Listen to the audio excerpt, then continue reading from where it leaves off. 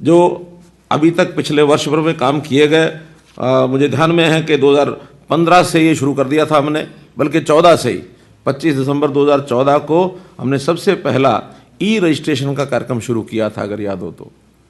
उसी रजिस्ट्रेशन को आगे बढ़ाते बढ़ाते आज हम स्थिति पर ले आए हैं कि आज हमारी जो रजिस्ट्रियां हैं वो बिना किसी बाधा के, और उसके अंदर जो गलत काम होते थे उसको भी हम रोक पाए, तो आज उसका बहुत बड़ा लाभ हमको हुआ है।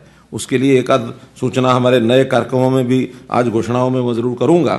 तो हमने उस समय शुरू किया था, फिर हमने हरियाणा में कितने ही ऐसे पोर्टल बनाए।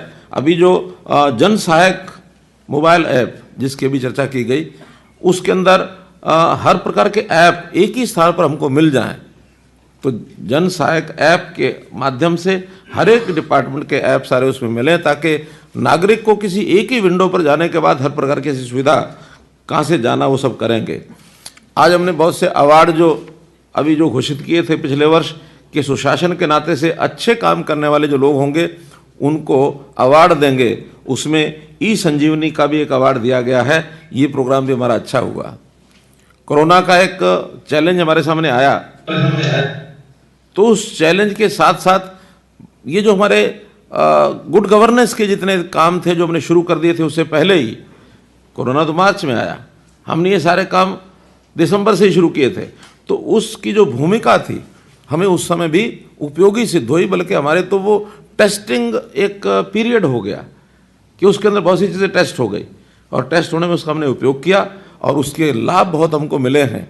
चाहे हमने राशन देने की बात की, चाहे हमने घर घर मानो उनका ये जो परिवार पहचान पत्र के नाते से ई कमेटियों के माध्यम से सर्वे करने की बात हमने की, हमने राशन के साथ साथ उनको आर्थिक सहायता हर एक के बैंक में अकाउंट में देने की बात की। तो ऐसे कितने ही काम ये सब हमने किए हैं। वो कोविड का पीरियड उसके लिए एक प्रयोग का पीरियड हुआ जिसमें हम सफल हुए हैं, और इस नाते से मेरा परिवार मेरी पहचान जिसकी आज कुछ सर्विसेज 100 के लगभग सर्विस आज हमने लॉन्च की हैं, जोड़ी हैं, इसका एक बहुत बड़ा लाभ ये जनता को मिलेगा। यानी सरकार आपके द्वार जो कभी नारा दिया जाता था, वास्तव में यही एक तरीका है कि हर व्यक्ति को सरकारी सारी सेवाएं उसके घर में से ही वो भरे और उसकी पहचान ठीक से हो जाए। अभी तक स्थिति क्या है कि एक स्वाभाविक होता है, व्यक्ति बाय नेचर जो होता है थोड़ा लालची होता है।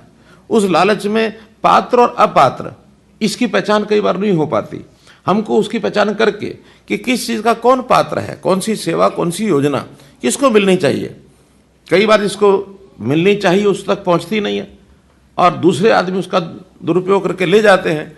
लेकिन इस सारे सिस्टम में से हर परिवार की उसकी सामाजिक स्थिति, आर्थिक स्थिति, उसकी बाकी सब चीज़ें, उसकी क्षमता क्या है, उसके काम करने के लिए उसके पास कोई सिस्टम है कि नहीं है।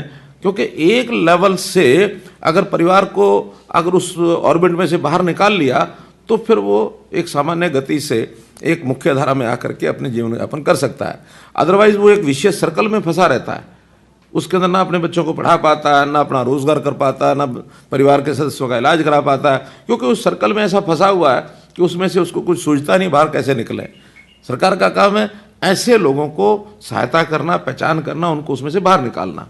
तो हम परिवार पहचान पत्र के माध्यम से निश्चित रूप से उसकी जितनी सहायता करनी होगी सहायता करेंगे, उसको जितना योजनाओं का लाभ देना होगा वो करेंगे, जितना उसको ट्रेंड करना होगा वो करेंगे, उसकी काबिलियत बढ़ाना है, शिक्षा के साथ स्किलिंग करानी है, रोजगार देना है, ये सब काम उसके माध्यम से हम करा पाएंगे।